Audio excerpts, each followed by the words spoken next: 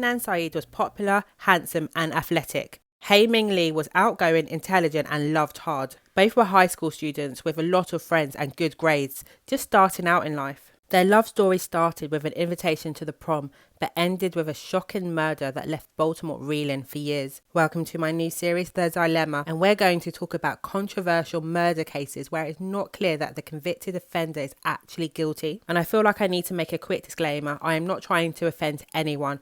I'm just going to bring you the facts I have researched and then present you my findings. And in this episode, I'm going to talk about what is known to have happened and the facts that make a case for Adnan to be guilty but also innocent. I am Opinionated Olivia and I talk about whatever I want. Hello to my subscribers, nice to have you here and I really appreciate you. If you are new, welcome, stick around and subscribe. I'll be doing a lot more content just like this. Now sit back and relax while I get into it.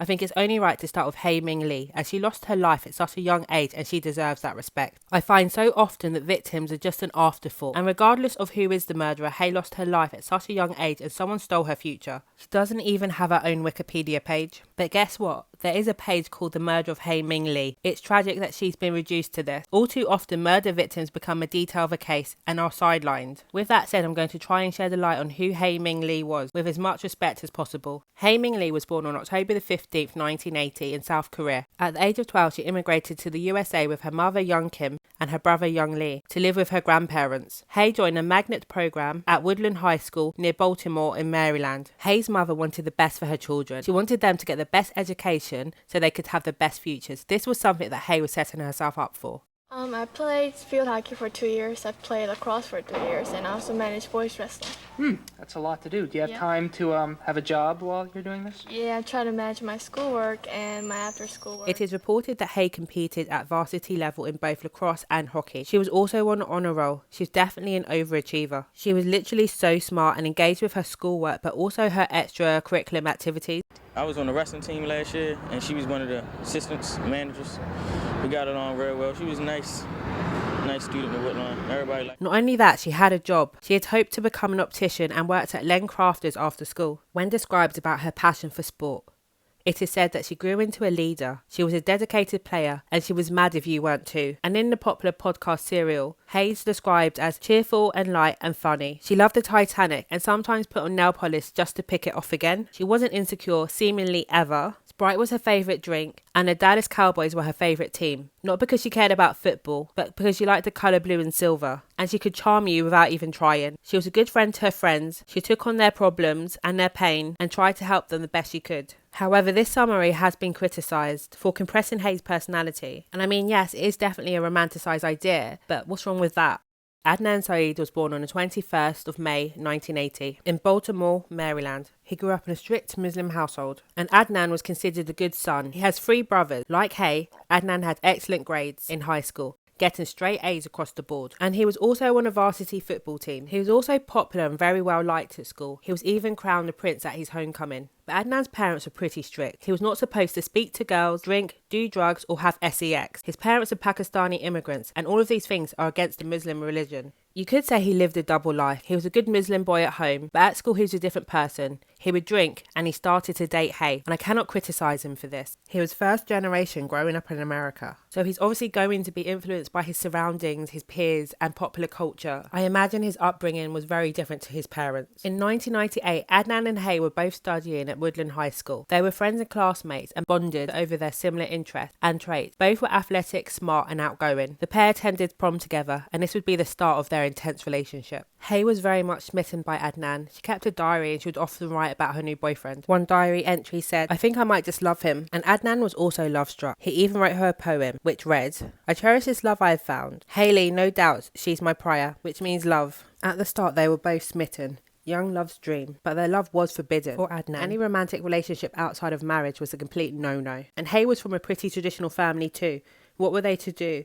They had to keep their relationship a secret. And I would be lying if I said this story was anything like Romeo and Juliet. Soon after the challenges arose, sneaking around, lying and not being able to be open with their families took its toll. And Hae would write in her diary about her discomfort of coming in between Adnan and his Muslim faith. It's alleged that Adnan's parents gate-crashed the school dance and berated Hae, and it is not clear if his mother was just disappointed of Hae, but it was more likely because she was just anti-dating in general. So the pair dated for quite a while, I think around 10 months, but don't quote me on that. But eventually Hae couldn't take the secrecy anymore. It drove a wedge between the pair, and Hae decided to break up with Adnan. Adnan was sad that they were no longer together, but they agreed to stay friends. They would still speak to each other on the phone regularly and have long conversations, have a catch up. I think for Adnan, he had a glimmer of hope that they would get back together one day. So returning to school from winter break, Adnan discovered that Hae had already moved on and is dating an older man who has a car, and his name was Don. And just like her relationship with Adnan, Hae was madly in love with Don. The pair would talk on the phone for hours and they would visit each other often. Hae was a teenager and she loved hard. We've all been there. The two had met at LensCrafters where they both worked. On the night before Hae went missing, she and Don spent the night chilling at Don's place, and Don would later tell the police that Hae had been in a good mood, but she had been arguing with her mother. So when Hae got home later that night, her and Don were chatting on the phone, being all cute, being all lovey-dovey. Then she received a call from Adnan, to which she answered. And according to Rabia Chaudry, who was a close friend of the Syed family, Hae asked if her and Adnan would ever get back together again. And Adnan stated that he didn't think so, as they were better as friends. Obviously, this information would have come from Adnan, so I think it needs to be taken with a pinch of salt. Hae had previously dumped him twice, so I'm not really sure that he's telling the truth. Also, Hae seemed very much into Don. She would often write his name repeatedly in her diary, and in one entry she wrote, "I love you, Don. I think I found my soulmate. I love you so much. I fell in love with you the moment I opened my eyes to see you in a break room for the first time." And Adnan didn't take the breakup well. Apparently he missed days of school after it. I think he was pining over his ex, which is relatable to us all. So yeah, I'm not really sure about her statement. It's definitely biased. And from the way I see it, Adnan is probably the one who would have posed that question to Hae. And unfortunately, we only get one side of the story, so we'll never know. So once their conversation was done, Hae called Don back, and he would later tell investigators that they stayed up to 3 a.m. just chatting. And Hae would write, "I love you, Don," in her diary. These would be the last 3 words that she would write. On January the 13th, 1999, Hae was supposed to pick up her younger cousin from daycare around 3:15 p.m. She had attended school that day, and several of her classmates confirmed seeing her leaving school at the end of the day, but she did not show up to collect her cousin. And understandably, her family were very concerned, so they called the police, as this was completely out of character. Hae was a very responsible young woman. The responding officer wrote a report which said that Hae's grandmother said she saw Hae leaving for school in the morning. So the Baltimore police were pretty responsive and started investigating Hae's disappearance immediately. They called around and spoke to many of Hae's friends to see if they knew anything about her whereabouts, and they would speak to Adnan around 6:30. He said that he last saw her around 1:30 p.m. that afternoon, and he told them that Hae had agreed to give him a ride after class, but because he was running late, he assumed that she'd left without him, so he didn't get a ride. Her manager at LensCrafters told the police that she never showed up for her shift that day, and she didn't contact them to let them know that she wasn't going to be in.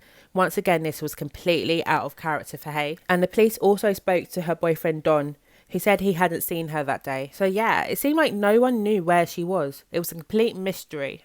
Almost a month after Hae's disappearance, on February the 9th, 1999, a man stopped at Leakin Park to have a pee, and he spotted a partially buried body. The grave was about 100 foot in and just a mile from Woodlawn High School. So Leakin Park was kind of shady. It was known as the seedy area. It was just outside the city, and it was nicknamed the drop-in site for homicide victims. So yeah, why would the guy just be having a pee there and conveniently stumble over Hae's body? It was very suspicious. So it was later confirmed the body was in fact Hae Lee, and the case was immediately investigated as a homicide. Hae had shown no immediate signs of trauma, but the investigators later determined that she had died of strangulation. 3 days later, on February the 13th, an anonymous tipster called the police and told them to look into Hae's ex-boyfriend Adnan, so they closed in. On February the 16th, Baltimore police applied for Adnan Syed's cellular phone records, and this is how they would discover Jay Wilds. The police contacted Jay and asked him about Hae's disappearance, but also Adnan. And originally Jay denied any involvement, but eventually he provided the police with a story which their prosecutors would rely on later to convict Adnan despite there being no physical evidence. So what was the story he told the police? Well, here we go. Jay told the police that Adnan was angry that Hae had left him and, quote, he wanted to kill that bitch. He and Adnan had skipped second class on the 13th of January to hang out in Adnan's car. Adnan lent Jay his car so that Jay could go and buy a gift for his girlfriend Stephanie for her birthday, and Adnan left his cell phone in the glove compartment. Allegedly, Stephanie never received the gift on her birthday. I just thought I'd point that out. After this, the two parted ways. Jay claims that Adnan would later call him to pick him up from the Best Buy car park. And this is where he claims that Adnan showed him Hae's body in the trunk of her car around 3:55 p.m. He also alleges that Adnan strangled her. Jay has gone on to say that Adnan asked him for help in burying Hae's body, which Jay agreed to. But I'm not being funny. Why the hell would you help cover up a murder? Doesn't that make you complicit? He said the pair buried Hae's body in Leakin Park at 7 p.m. and then went on to tell the police where Hae's car was. So Jay Wiles doesn't seem like a reliable witness, let alone a star one, and let me tell you why. During his police interviews, he would often lose his way in a story, and this was marked by a knocking or tapping sound in the recording. After hearing these sounds, he'd all of a sudden remember what happened. A lot of people believe that this was the police feeding him with information, but there were a few other things that didn't quite add up with Jay's story. So he originally told the police that he first saw Hae's body at a mutual friend Kathy's house, but then later said it was his nan's house, but he didn't want to get her into trouble, so that's why he said Kathy's house. And then eventually over time, it became Best Buy. An interview in 2019, Jay responded to why his story was inconsistent. He said, "I didn't tell the cops it was my house because I didn't want to involve my grandmother. I believe I told them it was in front of Kathy's house, but it was in front of my grandmother's house." And he's adamant that he remembers this for sure. He remembers how he and Adnan stood on the curb, looking over Hae's dead body. So Jay and Adnan knew each other from smoking weed together, but they were not close friends. He said he helped Adnan because he didn't want Adnan to tell the police that he was a drug dealer, and he feared that this would send him to prison for a long time. He also confessed to running a drugs operation from his nan house, so he couldn't just have the police showing up there. I don't know, surely you get less time for being a drug dealer than you do for aiding a murderer? I don't know, man. But anyway, Adnan maintains that Jay's story is a complete lie. So even though there wasn't any physical evidence to tie Adnan to the murder, the police would go on Jay's story, which seemed to change every time he told it, and they arrested Adnan on the 28th of February, and he was later charged with the murder of Hae. So where was Don on the day of Hae's disappearance? Well, when Hae disappeared, people thought that she may have been with Don. And after her body was discovered, Don gave an alibi. He said he'd been working at LensCrafters and it was confirmed by his manager. But this was a little bit iffy, as the manager was no other than his mother. So Don was never fingerprinted or named as a suspect in the investigation, even though there are question marks over his alibi. Chaudry, the Syed's family friend, has said in an interview, his investigation was completely flawed. We have absolutely no idea where he was on that day. I'm not saying that I think he's guilty, I just think he deserves another look. Just to say, I have no idea or feelings to suggest that Don was involved in Hae's disappearance. I just wanted to include him since he was her boyfriend at the time. And sadly, at the age of 23, Don sustained an injury which means he's not expected to live past the age of 50. In the HBO documentary, he told filmmakers, "There's not a day that goes by that I do not think about her and what happened. I was very much in love with her, but to be honest with you, I've got a lot of other things on my mind." Which I think is completely understandable. So Adnan was arrested and charged on the 28th of February 1999 for kidnap and murder. And although prosecutors couldn't offer any physical evidence against him, they used Jay's testimony along with a corroborating witness. And I just need to point out that she was actually one of Jay's friends. She claims that Jay Wiles told her Adnan had confessed to Hae's murder and shown him the body. Another piece of crucial evidence which helped the prosecutor's case included cell tower records which confirmed some of Jay's timelines of how the events occurred. So Adnan's original trial was declared a mistrial after a juror overheard the judge accuse his attorney of lying. And on the 25th of February 2000, Adnan Syed was convicted of first-degree murder. He was found guilty for murder, false imprisonment, kidnapping, robbery, and sentenced to 30 years plus in prison. But despite this, Adnan maintains his innocence and still does to this very day. Join me tomorrow to discover the 5 reasons that point to Adnan being guilty and 5 reasons that point to him being innocent. Trust me, you do not want to miss this out. And if you haven't already, don't forget to like, comment and subscribe to really help out my new channel. Bye for now.